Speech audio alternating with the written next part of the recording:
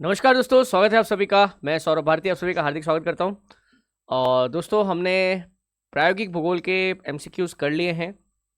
आज से मैंने आपसे कह दिया था कि हम मानव भूगोल शुरू करेंगे, है ना। ह्यूमन ज्योग्राफी 32 से लेकर जो हमारे 40 तक के जो चैप्टर हैं वो मानव भूगोल के हैं। और 32वां चैप्टर है आज हमारे पास, जिसके अंदर हमें मानव भूगोल की परिभाषा, मानव भूगोल के चिंतक, मानव भूगोल की जो थ्योरीज हैं उसके अंदर से सवाल आएंगे।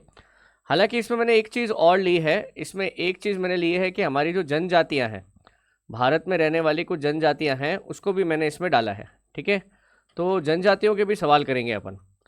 हालांकि हमारे सिलेबस में तो विश्व की जनजातियां हैं, बट भारत की कुछ जनजातियों के बारे में भी आपको जानकारी होनी चाहिए। इसके ऊपर भी सवाल बनता है। तो जो लोग भी आप साथ में जुड़े हैं, आप सभी का हार्दिक स्वागत है। कविता जी, मनीष जी, प्रवीण जी, नरेश जी, भागीरथ जी, जयनारायण जी, कोमल जी, सभी का स्वागत है। तो बिना कोई समय गवाए अपन प्रश्न पत्र शुरू करते हैं, है ना।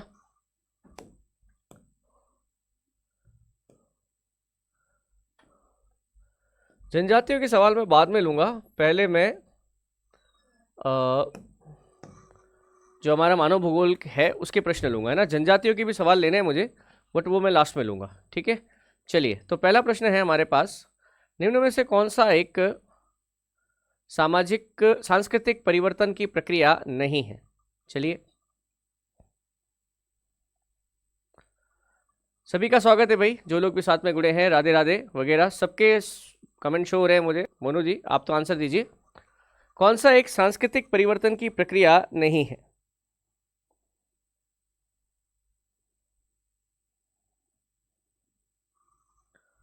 हाँ, जल्दी आंसर दीजिए।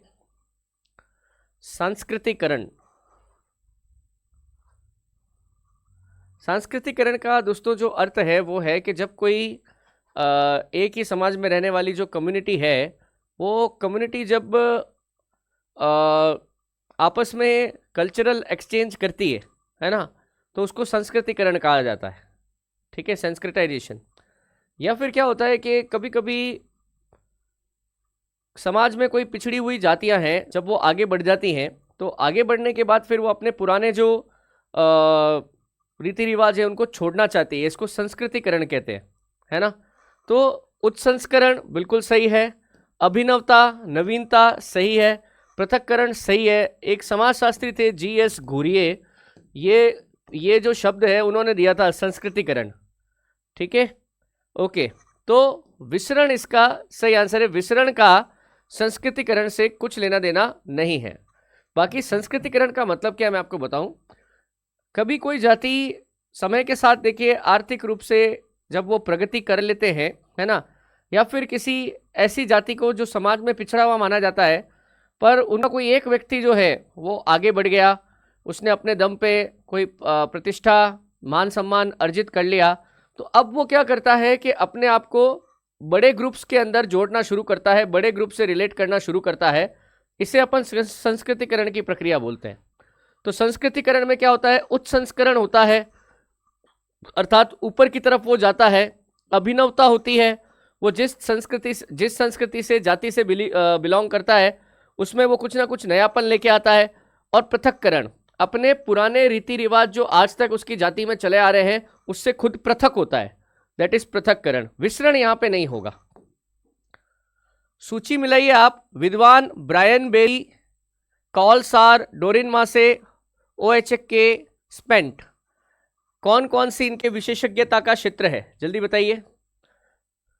सबके कमेंट मुझे दिखाई दे रहे हैं, आप चिंता मत करिए, आप तो आंसर दीजिए। कौन सा विद्वान है और उसने कौन से भूगोल का जनक किया है, बता दीजिए।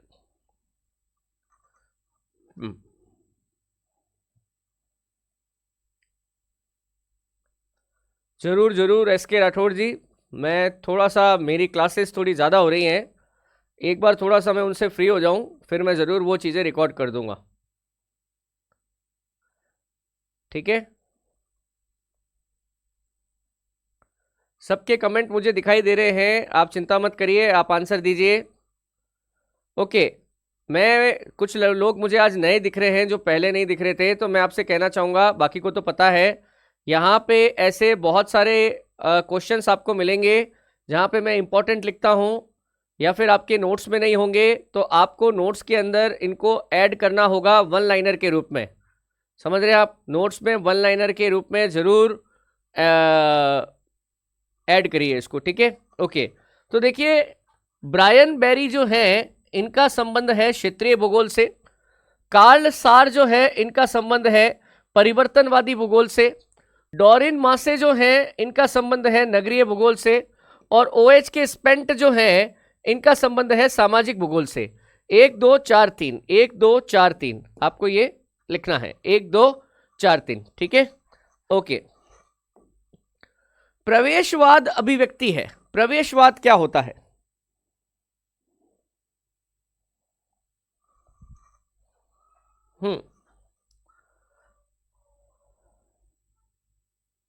बताइए, जल्दी बताइए, प्रवेशवाद क्या है? प्रवेशवाद किस चीज की अभिव्यक्ति है?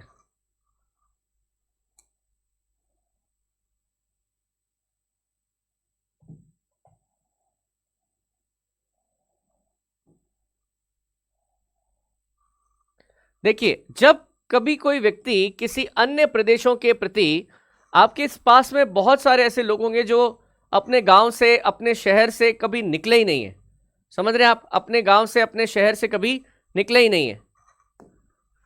मानव भौगोलिक शब्द को रेटजेल ने गढ़ा और उनके द्वारा इसका प्रयोग निम्नलिखित के लिए किया गया था। मानव भूगोल का जनक हम किसे कहते हैं? फ्रेडरिक रेटजेल को कहते हैं, है ना? और फ्रेडरिक रेटजेल ने इसका क्या अर्थ बताया था? बताइए, ये तो आपको आना चाहिए, ये क्वेश्चन आपको आना चाहिए, इसमें गड़बड़ नहीं होनी चाहिए, इस क्वेश्चन में गड़बड़ नहीं होनी चाहिए। फ्रेडरिक रेटजेल जो है वो मानव भूगोल के जनक कहलाते हैं।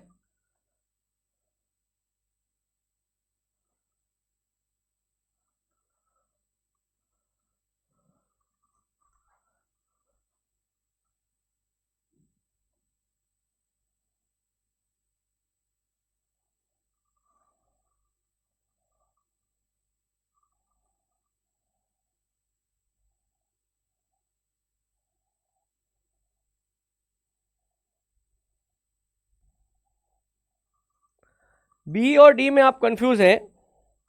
देखिए, फ्रेडरिक रेटजेल ने क्या किया था, उसने कहा कि देखिए पृथ्वी की सतह, सरफेस ऑफ अर्थ, वो पूरी पृथ्वी की बात नहीं करता है, सिर्फ सरफेस ऑफ अर्थ की बात करता है। यहां पर रहने वाले मनुष्य, हम पृथ्वी की सतह पर रहते हैं, हम हमेशा कहां रहते हैं? पृथ्वी की सतह पर रहते हैं। समझ रहे आप? तो पृथ्वी की सतह और हमारा मानव जो है, मानव संसाधन जो है, इनके बीच में आपसी जो संबंध है, इसी को हम क्या कहते हैं? मानव भूगोल। जो रेटजेल ने कहा था, रेटजेल कभी भी आ जाए ना, रेटजेल, तो हमेशा सतह शब्द पे टिक करना। रेटजेल कभी भी आ जाए तो धरातल, सतह, पृथ्वी की सतह, इस तरह के शब्द होंगे, ठीक है? ओके,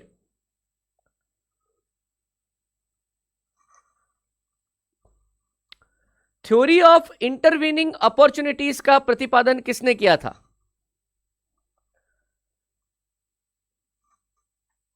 ठीक है, मैं अब क्वेश्चन पूछ के साइड में हो जाऊंगा, कोई बात नहीं, अब आप देख लीजिएगा।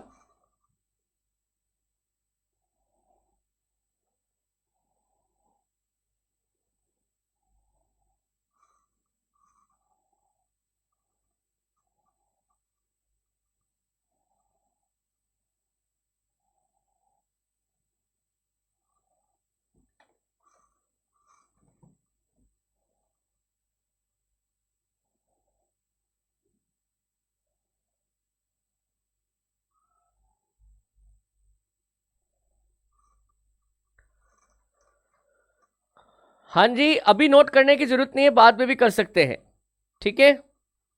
बाद में भी कर सकते हैं। देखिए, इसका सही आंसर है एस स्टाउफर। इनका कहना था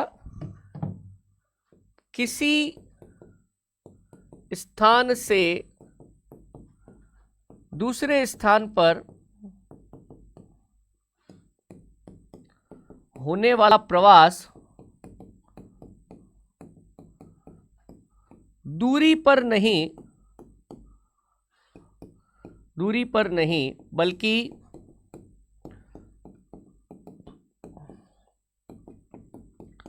संसाधनों की उपलब्धता पर निर्भर करता है।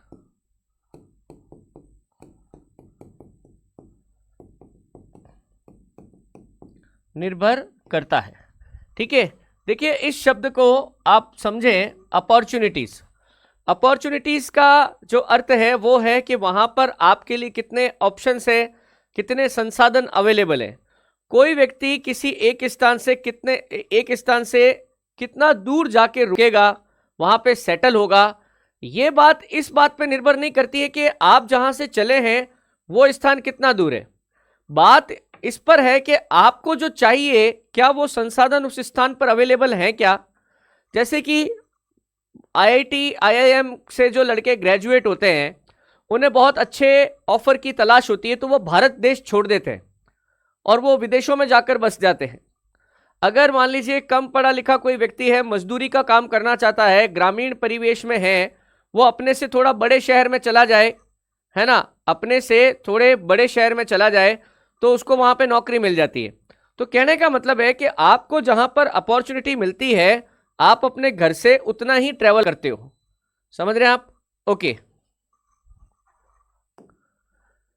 निम्नलिखित में से कौन सा एक इन्फ्लुएंसेस ऑफ ज्योग्राफिक एनवायरनमेंट का लेखक है?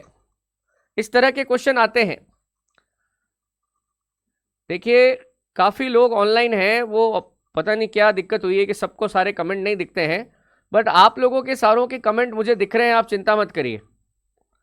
ठीक है, मुझे सबके कमेंट दिख रहे हैं।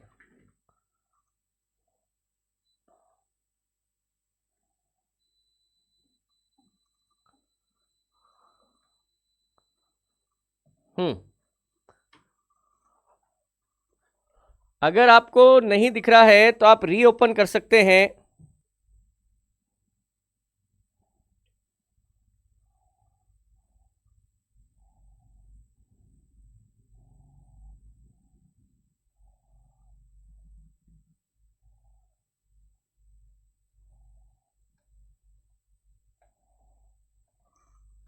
देखिए इस किताब के लेखक हैं एलन चर्चिल सैम्पल। इनका नाम है एलन चर्चिल सैम्पल। इन्होंने ही किताब लिखी थी रेट जेल की जो थ्योरी है ना, रेट जेल की थ्योरी को समझाने के लिए इन्होंने ही एक किताब लिखी थी, एलन चर्चिल सैमुअल ने, इन्फ्लुएंस ऑफ ज्योग्राफिकल एनवायरनमेंट। ठीक है, ओके। निम्न में से कौन सा एक ऑस्ट्रिक भाषा परिवार का भाषा क्षेत्र है?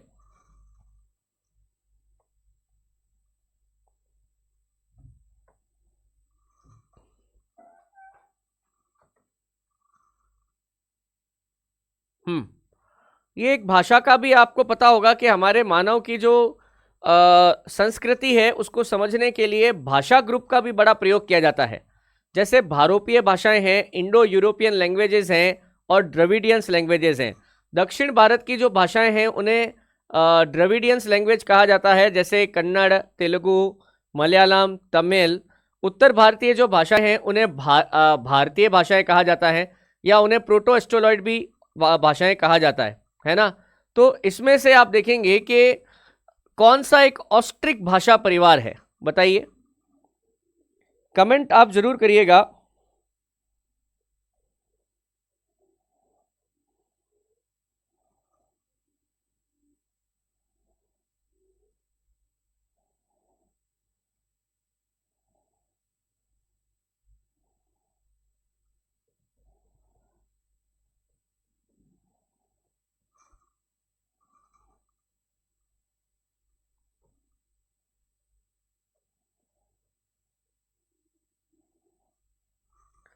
देखिए यहाँ पे जो ऑस्ट्रिक भाषा परिवार है, बेसिकली ये हमारी ट्राइबल भाषाएं हैं, है ना, यानी कि आदिवासी भाषाएं, खास करके मुंडा और संथाल इस जनजाति द्वारा बोली जाती है।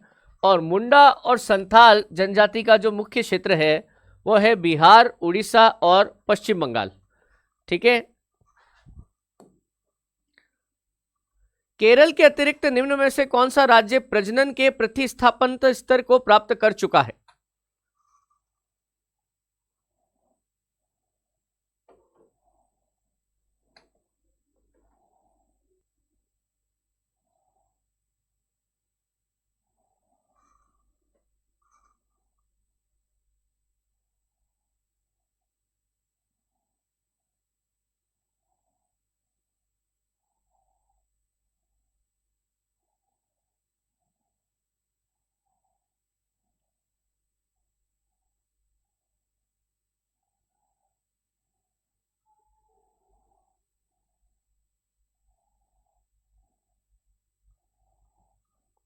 देखिए, पहली बात तो प्रजनन का प्रतिस्थापन क्या है? वह प्रजनन दर जो बिना बाहरी प्रवास के, बिना बाहरी प्रवास के अपनी जनसंख्या को स्थिर बनाए रख सकता है, स्थिर बनाए रख सकता है। इसे क्या कहते हैं अपन? प्रजनन का प्रतिस्थापन स्तर। ठीक है, तो इसका सही आंसर है तमिलनाडु, है ना। मतलब कि यहां पर प्रजनन की दर और मृत्यु की दर इस प्रकार से होती है कि जनसंख्या स्थिर बनी रहती है। समझ रहे आप? जनसंख्या क्या रहती है? स्थिर बनी रहती है। नॉर्मली क्या होता है, किसी स्थान पर जनसंख्या के बढ़ने का एक बड़ा कारण होता है कि वहां से माइग्रेशन भी बहुत हो गया, बाहर से लोग आकर वहां पे रहना शुरू हो गए हैं। मानव भूगोल सिद्धांत शीर्षक पुस्तक जिसका प्रकाशन लेखक के मरणोपरांत हुआ था,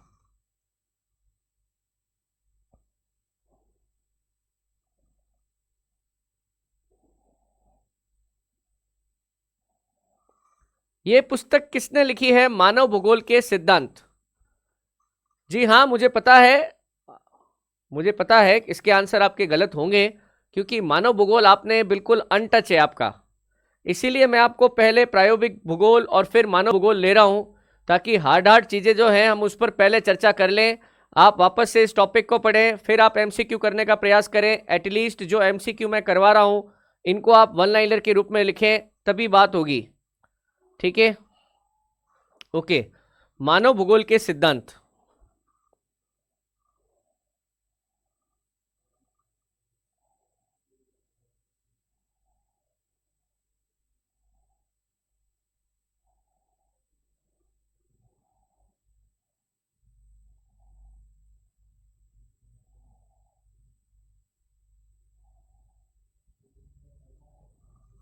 देखिए, ये जिसकी बात कर रहे हैं, लेखक के मरणोपरांत जिसका प्रकाशन हुआ, उस व्यक्ति का नाम है विडाल डी ला ब्लाश। ये फ्रेंच लेखक थे और इनकी किताब इनके मरने के बाद प्रतिपादित हुई थी, है ना।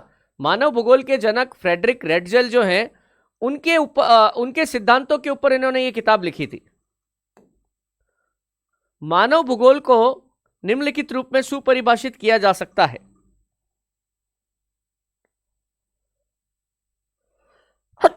सॉरी,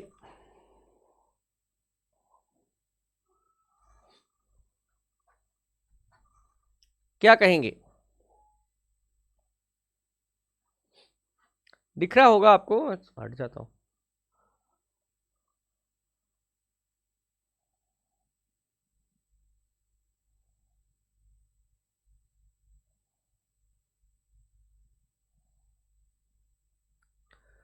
देखिए, जब कभी भी मानव भूगोल की बात आए तो आपको पृथ्वी को जरूर साथ में लेना है। किसको? पृथ्वी को, है ना। तो देखिए, इसमें एक ही ऑप्शन ऐसा है, अस्थिर पृथ्वी तथा क्रियाशील मानव के आपस में संबंधों का जो अध्ययन है। मैंने अभी थोड़ी देर पहले आपसे कहा था पीछे, कभी भी मानव भूगोल आ जाए तो पृथ्वी की सतह, पृथ्वी की जो भी प्रणाली है उसको जरूर आपको शामिल करना है। आप इसमें से देखें तो सिर्फ एक ही ऑप्शन था जिसमें पृथ्वी शब्द आया है, बाकी कहीं पर भी नहीं है। क्वेश्चन का आंसर देने के लिए थोड़ा खुद को इम्प्रोवाइज करिए, अचानक से ऐसे आंखें बंद करके आंसर मत दीजिए। मानव भूगोल में ना तो प्रकृति पर विजय पाई जाए और ना प्रकृति की दास्ता स्वीकार की जाए। वरन प्रकृति के साथ सहयोग किया जाए, यह विचारधारा वर्णित करती है।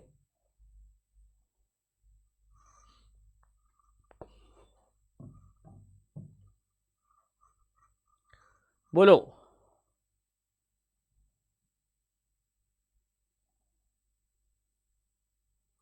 हार्ड तो मैं कह सकते हो, चलो आप हार्ड क्वेश्चन लग रहे होंगे आपको मे बी। एक्चुअल में क्या है कि ये मानव भूगोल वाले की जो लैंग्वेज है ना, सारा खेल उसका है। प्लस इसमें क्या है, बहुत सारे विचारक आ जाते हैं, है ना, जैसे ये विडाल डी लाब्लाश, फ्रेडरिक रेडजेल, ये सब आ जाते हैं, है ना। बहुत बढ़िया, बहुत बढ़िया। इसका सही आंसर है, देखिए, नवनियतिवाद। नवनियतिवाद क्या कहता है कि आप प्रकृति के साथ लड़ाई करने की बजाय, प्रकृति को अपने हिसाब से बदलने की बजाय, प्रकृति की कुछ शक्तियों के साथ समझौता कर लीजिए, जिन शक्तियों पर आपकी विजय प्राप्त नहीं हो सकती। समझ रहे हैं आप? जैसे कि आपको पता है कि आप भूकंप, ज्वालामुखी, इस तरह की शक्तियों पर विजय प्राप्त नहीं कर सकते, सुनामी। तो आप इनको जीतने की कोशिश भी मत करिए। प्लस पर जहां आपकी चलती है वहां पे आप जरूर अपना काम करिए। आप नदियों को बांध बना के रोक सकते हैं, रोकिए। आप सुनामी से बचने के लिए अपने किनारों के ऊपर बहुत ऊंची ऊंची दीवार खड़ी कर सकते हैं, करिए। समझ रहे हैं आप? पर आप इस सनक तक मत जाइए कि हम पूरी प्रकृति को अपने वश में कर लेंगे। यही क्या है, नवनियतिवाद है। एंथ्रोपोंजियोग्राफी पुस्तक के लेखक कौन है?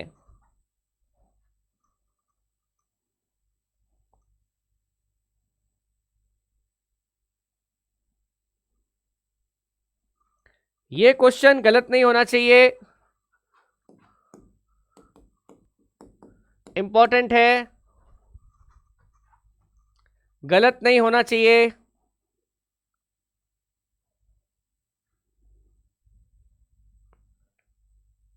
ओके ओके ओके, बिल्कुल ठीक।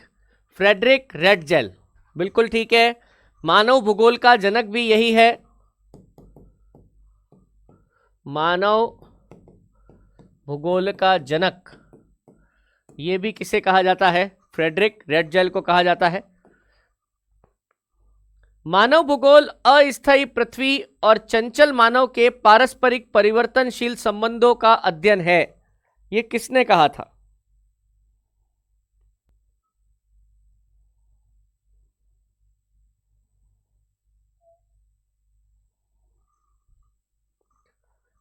ये भी आपको आना चाहिए भाई।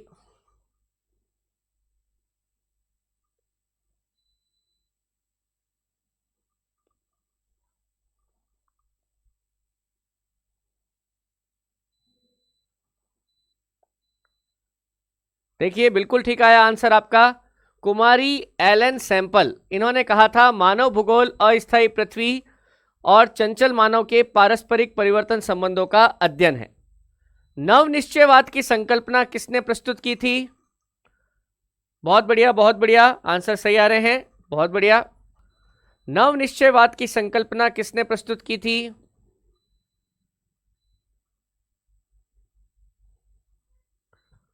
जी बताइए। हाँ, रेड जेल की शिष्या, बिल्कुल सही, कुमारी एलन सैंपल, है ना, बिल्कुल ठीक, बिल्कुल ठीक आ रहा है answer. Griffith Taylor, Griffith Taylor, इन्होंने ही क्या कहा था? रुको और जाओ। जैसे ट्रैफिक की सिग्नल पर लाइट होती है, रेड लाइट रुकना है, ग्रीन लाइट बिल्कुल जाओ, और येलो लाइट देखो और डिसीजन लो कि जाना है कि नहीं जाना है। ये इन्होंने इस उदाहरण से समझाया था। मैंने कहा था ना, प्रकृति के साथ जिद नहीं करनी है। आप जहां पर प्रकृति को बेंड कर सकते हैं करिए, नहीं कर सकते हैं जाने दीजिए, ठीक है। मानव पारिस्थितिकी, ह्यूमन इकोलॉजी के रूप में मानव भूगोल को किसने परिभाषित किया?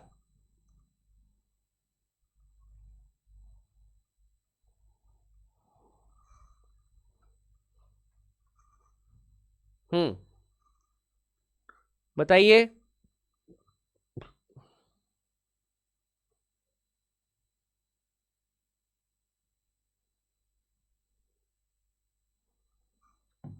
थोड़ा जल्दी आंसर दीजिए।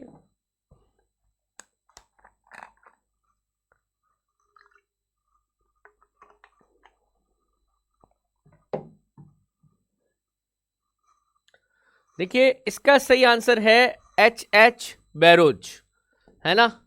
एच बैरोज ने कहा था कि बेसिकली मानव की जैविक और प्रकृति की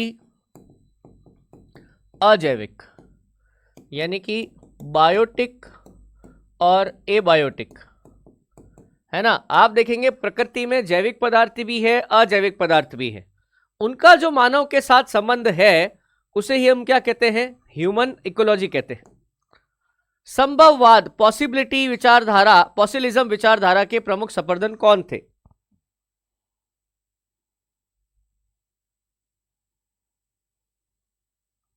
बोलो।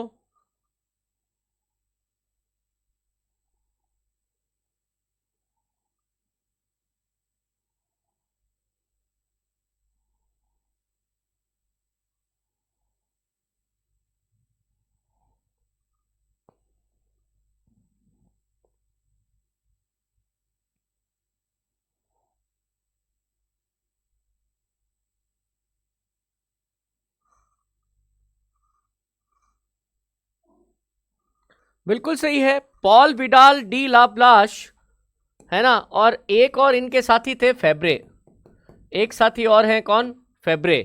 इन्होंने संभववाद की विचारधारा को जन्म दिया। इन्होंने कहा कि प्रकृति सभी मनुष्यों को मौका देती है, वो उन्हें ऑप्शंस देती हैं कि अगर आप चाहें तो अपनी क्षमता का प्रयोग करके प्रकृति को अपने जैसा बना लीजिए। जैसे कि प्रकृति ने आपको रेगिस्तान दिया है, परंतु प्रकृति ने आपको ये ऑप्शन भी दिया है कि आप वहाँ पर नहर बना के सिंचाई कर लें। अब वो मनुष्य पे निर्भर करता है कि वो उस ऑप्शन को लेता है कि नहीं लेता है। समझ रहे हैं आप, वो संभावना आपको लगती है कि नहीं लगती है, ये मनुष्य के ऊपर डिपेंड करता है। प्लस कुछ कुछ जगह ऐसी होती है जहां प्रकृति रेड लाइन खींच देती है कि इसके आगे तुम्हें नहीं बढ़ना है, इसके आगे तुम नहीं जा सकते। जैसे कि ज्वालामुखी का विस्फोट होना, भूकंप का आना, समुद्र की गहराई, समुद्र की लहरें, ये वो रेड लाइन है जिससे मनुष्य नहीं लड़ सकता, है ना। दैट इज संभववाद, पॉसिलिज्म। किस काल में क्षेत्रीय विभेदन, एरियल डिफरेंशिएशन पर बल दिया गया?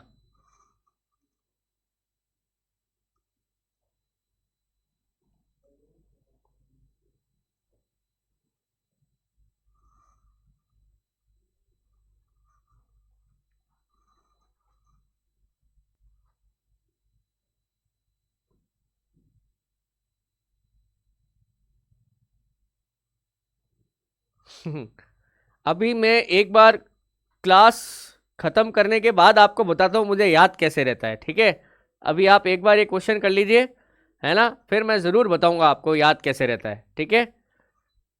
ओके, देखिए क्षेत्रीय विभेदन का मतलब है, क्षेत्रीय विभेदन का मतलब है कि किसी एक जगह की विशेषताओं को पहचानना। हर जगह किसी न किसी संसाधनों से भरा पड़ा है, या किसी जगह पर कोई संसाधन अधिक है, किसी जगह पर कोई संसाधन कम है, तो जो जगह जिस क्षेत्र के लिए जानी जाती है उसको उसी के लिए डेवलप करना क्षेत्रीय विभेदन है। आमूलवादी रेडिकल विचारधारा ने किसकी व्याख्या के लिए मार्क्स के सिद्धांत का उपयोग किया?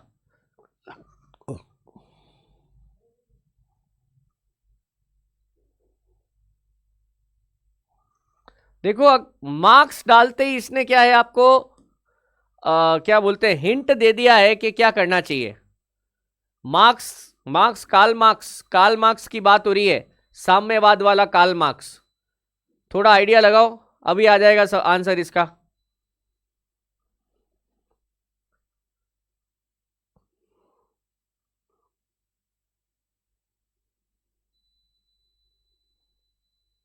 देखिए इसका सही आंसर है निर्धनता और सामाजिक असमानता। निर्धनता और सामाजिक असमानता। कार्ल मार्क्स ने कहा था कि पूरे विश्व में जहां कहीं पर भी युद्ध होते हैं इसका कारण पैसा है। समझ रहे हैं आप? उसने कहा दुनिया में दो ही जातियां होती है, या तो गरीब है या अमीर है। बाकी कोई जाति धर्म कुछ नहीं होता है। कार्ल मार्क्स ने यह भी कहा था कि हमारा जो 100% प्रोडक्शन होता है, उस प्रोडक्शन का 98% लाभ वो लोग ले जाते हैं जिनका प्रोडक्शन में कोई योगदान था ही नहीं। अर्थात किसान और मजदूर उस प्रोडक्ट का मात्र 2% लेते हैं, बाकी सब जो है बिचौलिए, उसको बेचने वाले, वो लेके चले जाते हैं। इसी का प्रयोग इन लोगों ने किया कि भाई किसी जगह पर आप जिस तरीके से निर्धनता और सामाजिक असमानता देखते हैं, वैसे ही पृथ्वी पर भी होता है।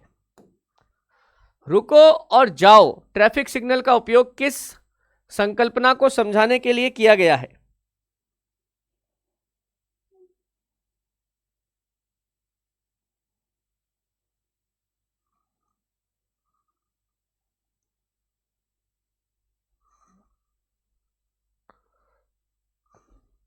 ये तो आता होगा अब आपको। बिल्कुल ठीक। अभी हमारी बात हुई थी कि ग्रिफिथ टेलर ने कैसे समझाया, प्रकृति को कैसे समझाया। उन्होंने कहा कि देखो, जैसे ट्रैफिक सिग्नल पर लाल लाइट होती है, इसका मतलब है रुको। अगर पृथ्वी ऐसे संकेत दे रही है कि आप इसे नहीं जीत सकते, रुक जाइए। पीला है, तैयार रहो, अर्थात प्लानिंग करो या फिर ऐसी तकनीक इजाद करो जो प्रकृति पर विजय प्राप्त कर सके। और हरे का मतलब है जाओ, अर्थात हरे का मतलब है कि आपके लिए ग्रीन सिग्नल है, आप ये काम कर सकते हैं। ठीक है, ये इसका मतलब है। चिकित्सा भूगोल का संबंध किस सहयोगी अनुशासन से है?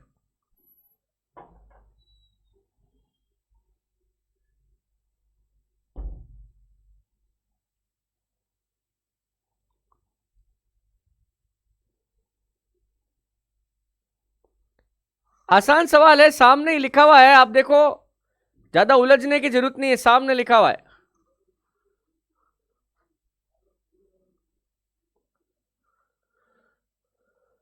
गलत मत करना।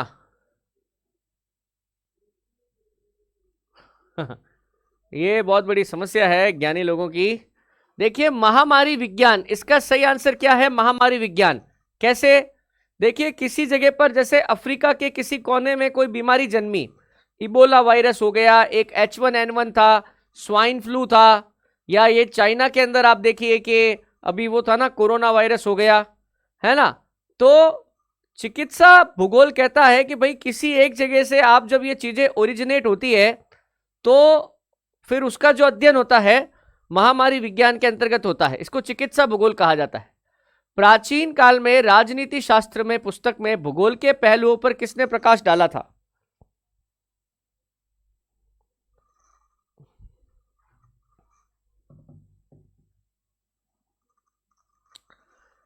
देखिए, मैं प्रश्न बनाए जा सकते हैं, है ना। जिस प्रकार से ये अधीनस्थ बोर्ड वाले कर रहे हैं, इनका भरोसा लग नहीं रहा है, समझ रहे आप।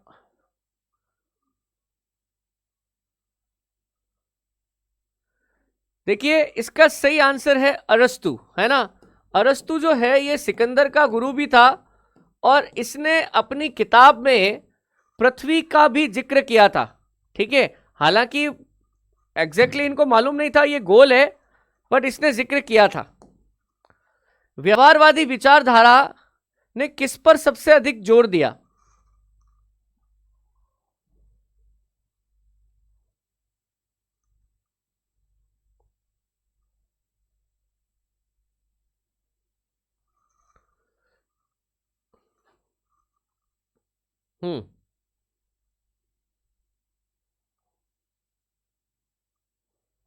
ये आसान है, ऑप्शन से कर सकते हो आप, ऑप्शन से।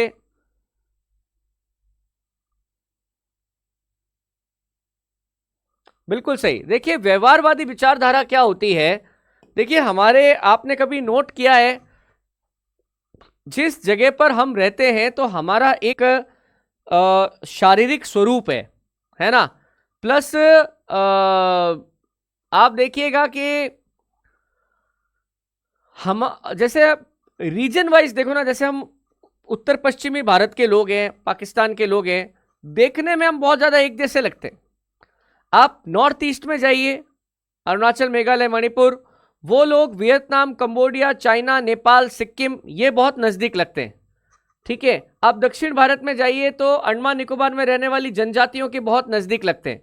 तो कहने का मतलब है, व्यवहारवादी विचारधारा का मतलब है कि जब एक ही जैसे लोग एक जगह पर रहते हैं, जिनका एक ही धर्म है, एक ही जाति है, यहां जाति मनुष्य की नस्लों की बात हो रही है, तो उनके अंदर जो चीजें डेवलप होती है वो अनुभव के आधार पर होती है। समझ रहे हैं आप? वो किसके आधार पर होती है? अनुभव के आधार पर होती है। ठीक है, यही बात हो रही है यहां पे। भूगोल का मुख्य उद्देश्य पृथ्वी को मानव के घर के रूप में समझना है, यह विचार किसका है?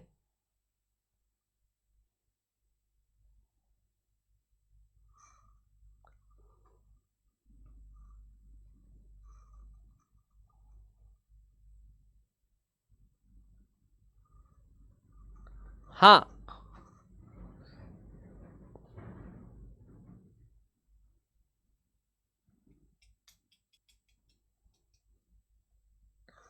देखिए इसका सही आंसर है एल डी स्टम्प। इन्होंने कहा था कि पृथ्वी एक्चुअल में मानव के विकास का घर है।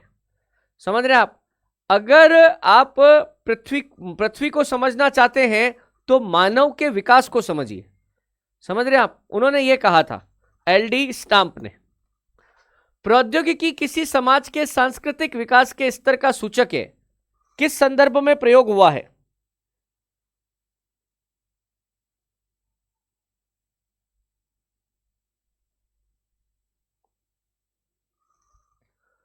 किसी समाज की संस्कृति, किसी समाज की संस्कृति और प्रकृति का क्या संबंध होगा, इसमें प्रौद्योगिकी का बहुत बड़ा रोल है। ठीक है, तो ये किसको दर्शाता है?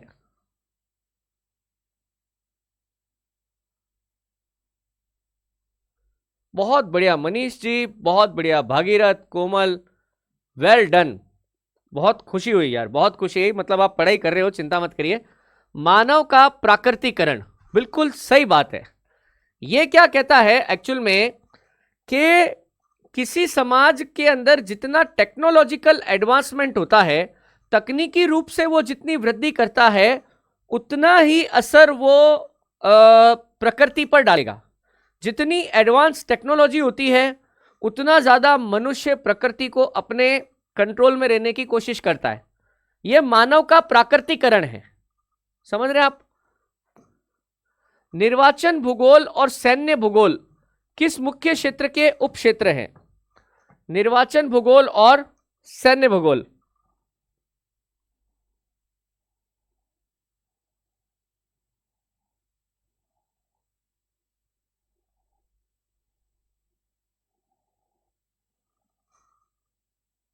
बोलिए।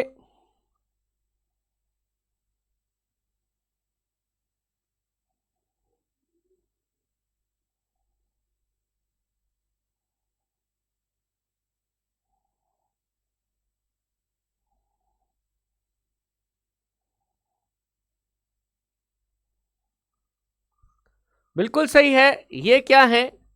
निर्वाचन भूगोल, राजनीतिक सैन्य भूगोल किसके उदाहरण है? राजनीतिक भूगोल के। मानव भूगोल के मूल सिद्धांत बताइए, क्या क्या होते हैं?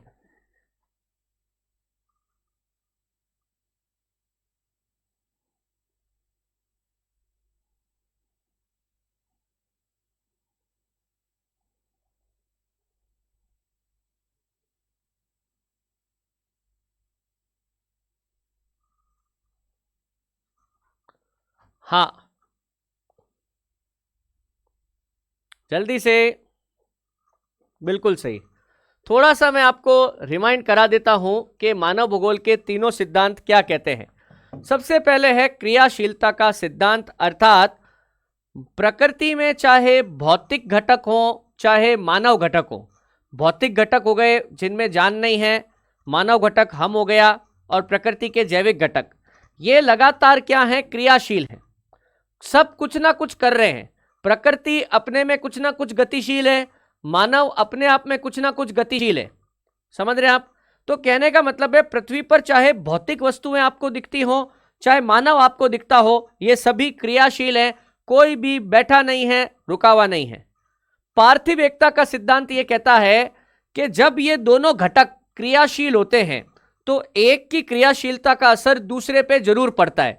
आज प्रकृति के अंदर कोई बदलाव हो गया, प्रकृति के अंदर कोई जैसे आंधी तूफान भूकंप ज्वालामुखी कुछ भी हो गया, तो ये सीधा सीधा असर मनुष्य पे डालता है। अब मनुष्य जो है बांधों का निर्माण कर रहा है, सड़क का निर्माण कर रहा है, खेती बाड़ी कर रहा है, तो इसका असर सीधा प्रकृति पर पड़ता है। मतलब पार्थिव एकता का मतलब है कि दोनों के एक्शंस एक दूसरे को प्रभावित करेंगे। और वातावरण समायोजन का सिद्धांत यह कहता है कि यदि मनुष्य चाहे तो अपनी तकनीक और बुद्धि के बल पर वो प्रकृति के नियमों को अपने अपने फेवर में, अपने सामने उनको संतुष्ट करने के लिए वो कुछ भी कर सकता है। तो वातावरण समायोजन का सिद्धांत, जैसे ठंड बहुत ज्यादा है, मनुष्य ने गर्म कपड़े बना लिए, आग जला ली। रेगिस्तान है, खेती नहीं हो सकती, मनुष्य ने वहां पर अपना इंदिरा गांधी नहर निकाल ली। किसी जगह पर बाढ़ बहुत आती थी, मनुष्य ने बांध बना लिया। तो ये क्या करा उसने, वातावरण के साथ समायोजन कर लिया। यही मानव भूगोल के मूल सिद्धांत हैं। ठीक है, चलिए देखिए इस चैप्टर में यही सारे क्वेश्चन थे। बट मैं आप चाह रहा हूं कि आप है ना अपने नोट्स में मैं कुछ और क्वेश्चन करा रहा हूं, कहीं पे ऐड कर लीजिए। एक्चुअल में ये डायरेक्टली तो नहीं लिखे हुए हैं किसी भी चैप्टर में, बट पता नहीं मुझे क्यों लग रहा है कि ये मुझे करवाना चाहिए। मैंने नहीं कराया, चैप्टर के अंदर नहीं करवाया ये, बाद में मैं पेपर देख रहा था जब मुझे लगा कि यार ये मुझे कहीं ऐड करवाना चाहिए। कुछ नहीं है, भारत की कुछ महत्वपूर्ण जनजातियां हैं, उनके क्षेत्र अपने को पता होने चाहिए बस। एक्चुअल में हमारे सिलेबस में विश्व की प्रमुख जनजातियां हैं, भारत की है नहीं। ठीक है, तो अब इतना सब कुछ हो गया है तो भारत की जनजातियां भी कहीं ना कहीं थोड़ा सा ऐड कर ही लेते हैं, मेरा कहने का मतलब ये है। तो कृपया करके आप अपने नोट्स में भारत की जनजातियों के कुछ सवाल हैं उसको ऐड कर लीजिएगा। ठीक है, इसी चैप्टर में कर लीजिए। हालांकि डायरेक्टली मैं फिर से कह दूं ये इस चैप्टर का पार्ट नहीं है, बट मुझे लग रहा है कि हमको थोड़ा आना चाहिए। ठीक है, ओके।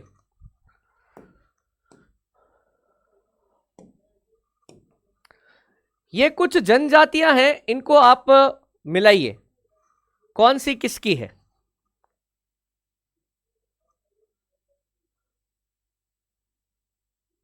हाँ, मैं एस के राठौड़ जी, मैं प्रयास कर रहा हूं कि कथन कारण वाले सवाल लाऊं। एक्चुअल में क्या है, अब देखो मैं आपसे झूठ तो बोलूंगा नहीं, क्या है मेरा मेरा सच निकल जाता है, सच बात तो है ये। एक्चुअल में क्या है, ये क्वेश्चन भी मैं ही बनाता हूं, समझ रहे हैं आप। अब वो कथन कारण बनाने वाले में क्या है कि थोड़ा टाइम चाहिए, समझ रहे हो आप। वो लिखने पड़ेंगे या मेरे को, मैं बोल के टाइप करवाता हूं, तो उसमें थोड़ा सा टाइम लग रहा है मेरे को। अब या तो फिर क्लास डिले हो, इस वजह से मैं नहीं कर पा रहा हूँ। बट एनीवे आप चिंता मत करिए, आने वाले कुछ दिनों में आपको ना कथन कारण वाले सवाल दिखने लग जाएंगे। ठीक है, पक्का, ओके।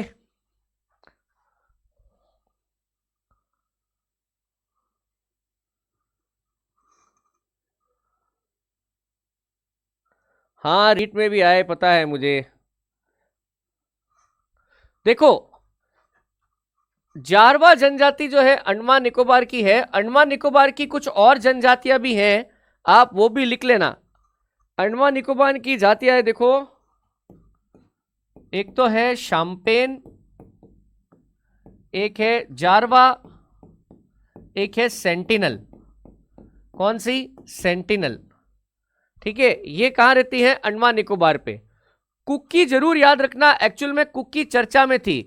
कुकी और मैत्तेई, इनका विवाद हो गया था मणिपुर में, कुकी और मैत्तेई जनजातियों का। ठीक है, फिर देखिए थारू जनजाति ये उत्तर प्रदेश की है, और गोंड जनजाति ये मध्य प्रदेश की है। 4-3-1-2, 4-3-1-2, इसको आप कर लेना। और अंडमान निकोबार में ये भी लिखना, शाम्पेन, जारवा, सेंटिनल। ठीक है। कौन सी जनजाति दिवाली को शोक का त्योहार मनाती है?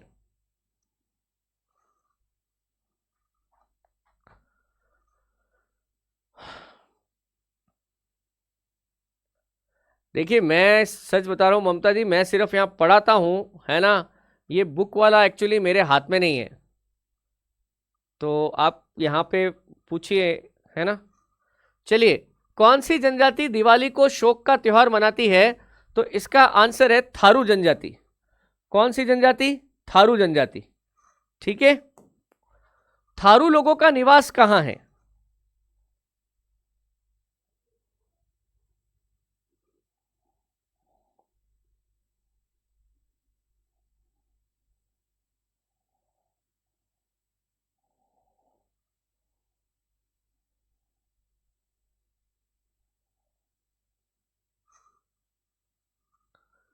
देखिए ये थोड़ा सा गड़बड़ हो रहा है। इसमें उत्तर प्रदेश और बिहार दोनों आंसर होगा। एक्चुअल में थारू जनजाति जो है ना, ये नेपाल, सॉरी नेपाल नहीं, हिमालय की तराई क्षेत्रों में निवास करती है। हिमालय का तराई क्षेत्र। अब ये क्या है, उत्तर प्रदेश, उत्तराखंड और बिहार यहां तक जाता है। तो एक्चुअल में ये दोनों लेने पड़ेंगे आंसर। ठीक है, दोनों लेने पड़ेंगे। लिंबू, कार्बो, डोंगरिया कौंद और बोंडा, इसमें से कौन से युग्म सही सुमेलित है?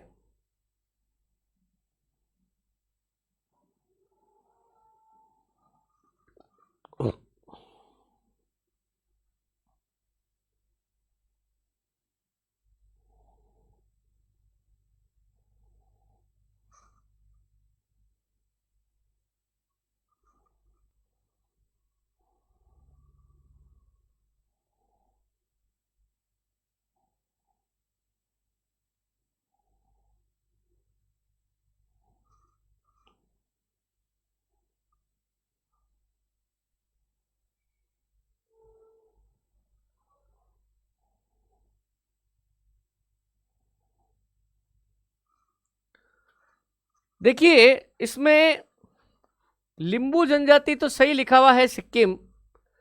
कार्बो जनजाति गलत है यार। एक्चुअल में कार्बो नहीं, ये कार्बी जनजाति है। कार्बी, ये कहां पर है? ये असम राज्य में है। ठीक है। उसके बाद डोंगरिया कौंद सही है, उड़ीसा। और बोंडा, बोंडा गलत है। बोंडा तमिलनाडु में नहीं है, बोंडा भी उड़ीसा में ही है। बोंडा भी कहां पर है? उड़ीसा में। ठीक है। तो इसमें 1 और 3 सही लिखा हुआ है, बाकी का मैंने लिख दिया है। ठीक है, ओके। गद्दी लोग कहां के निवासी हैं? ये आपको आना चाहिए भाई।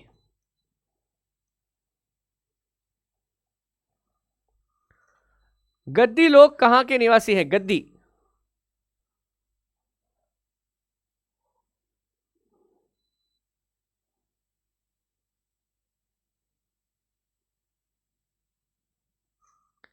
गद्दी लोग हिमाचल प्रदेश के निवासी हैं। किसके हैं? हिमाचल प्रदेश के। ये वो शेपर्ड होते हैं। शेपर्ड को क्या बोलते हैं? चरवाया होता है ना, चरवाया, भेड़ बकरियां चराने वाला, दैट इज गद्दी। बोडो कहां के निवासी है? बोडो, बोडो कहां के निवासी है?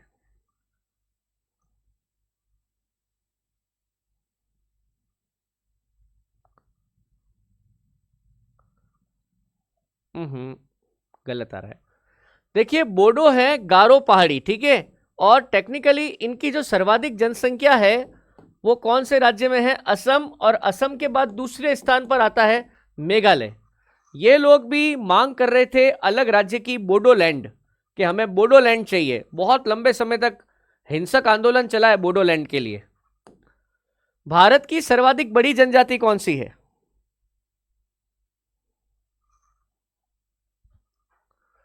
भारत की सर्वाधिक बड़ी जनजाति कौन सी है? अच्छा क्वेश्चन है। ये क्वेश्चन मैंने रेलवे में भी देखा हुआ है। रेलवे के अंदर भी ये सवाल आया था एनटीपीसी में।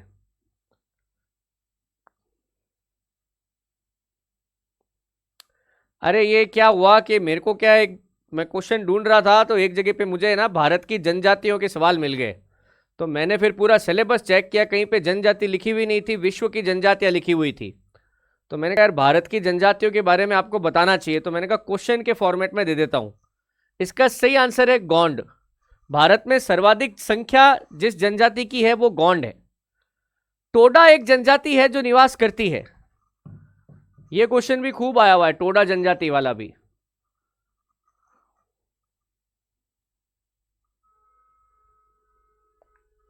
अरे मध्य प्रदेश, महाराष्ट्र, ये भील जनजाति आपको अपने इधर ही दिखती है। मध्य प्रदेश, महाराष्ट्र, उड़ीसा, छत्तीसगढ़, गोंड जनजाति बहुत बड़ी संख्या में निवास करती है। समझ रहे, आप चेक कर लेना भले इसको। भील राजस्थान की सबसे बड़ी जनजाति है, राजस्थान की। अपनी बात पूरे भारत की हो रही थी, ठीक है। टोडा जनजाति कहां निवास करती है दोस्तों? नीलगिरी की पहाड़ी पर निवास करती है। घुमकरिया किस जनजाति की सामाजिक संस्था है? घुमकरिया।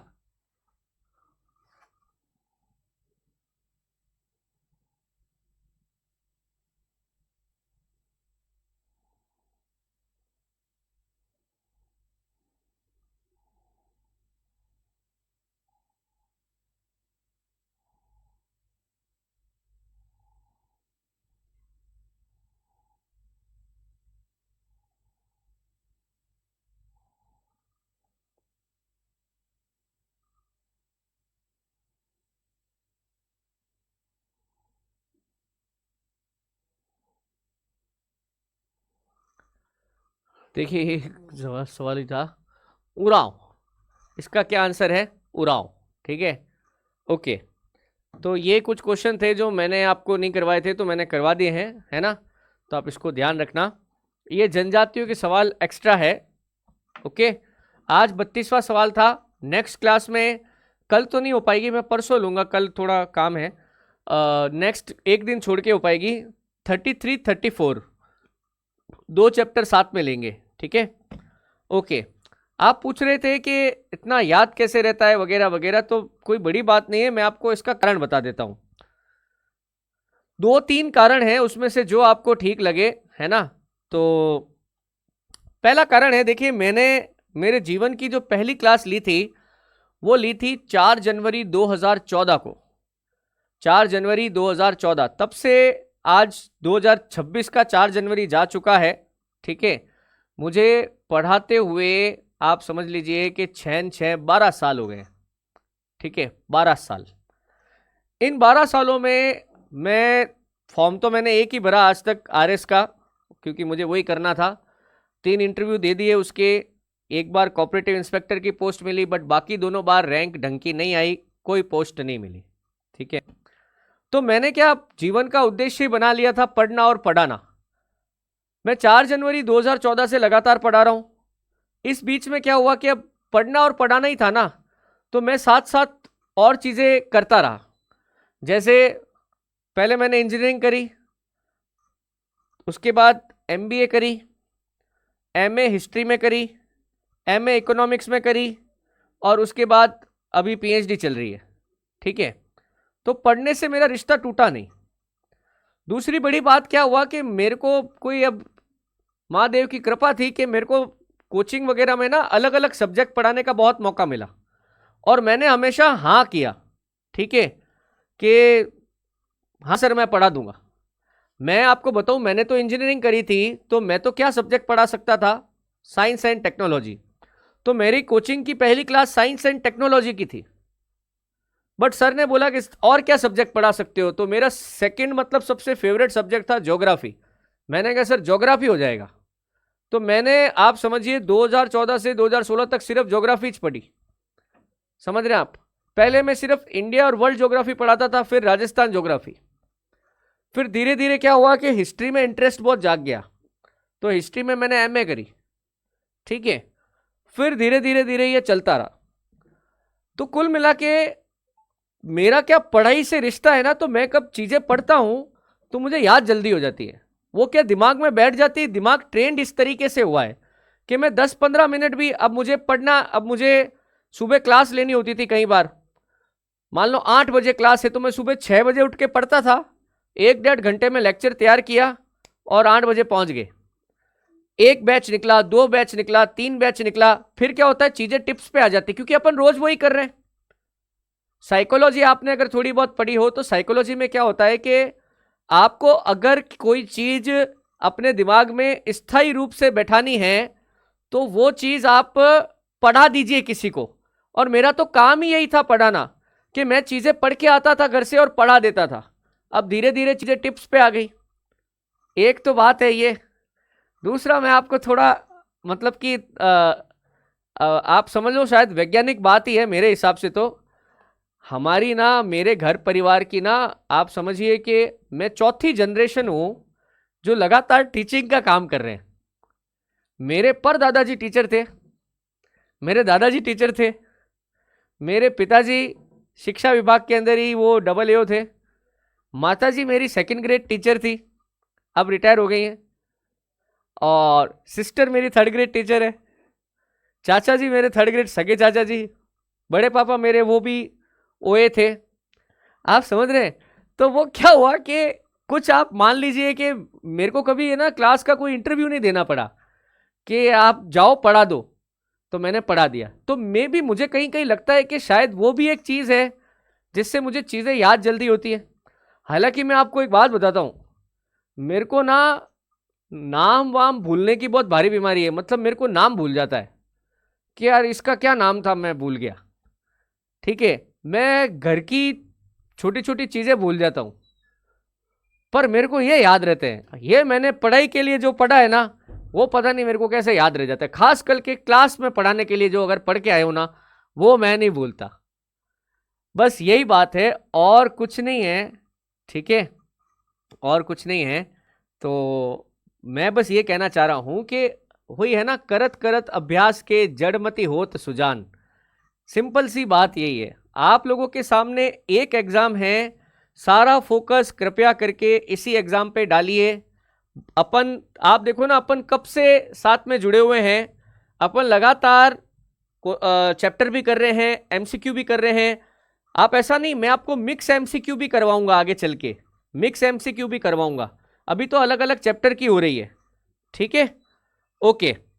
तो आज के लिए इतना ही। नेक्स्ट क्लास में अपन चैप्टर नंबर 33 और 34 लेंगे। ठीक है, मानव भूगोल का ही होगा। ठीक है, तो आज के लिए इतना ही। और बिल्कुल एसके राठौड़ जी, फैमिली प्रोफेशन, हमारे मारवाड़ी में कहते हैं लेणिया। तो मुझे ऐसा लगता था कि मेरा लेणिया शिक्षा में ही है। ठीक है, चलिए आज के लिए इतना ही, मिलते हैं नेक्स्ट क्लास में। Thank you.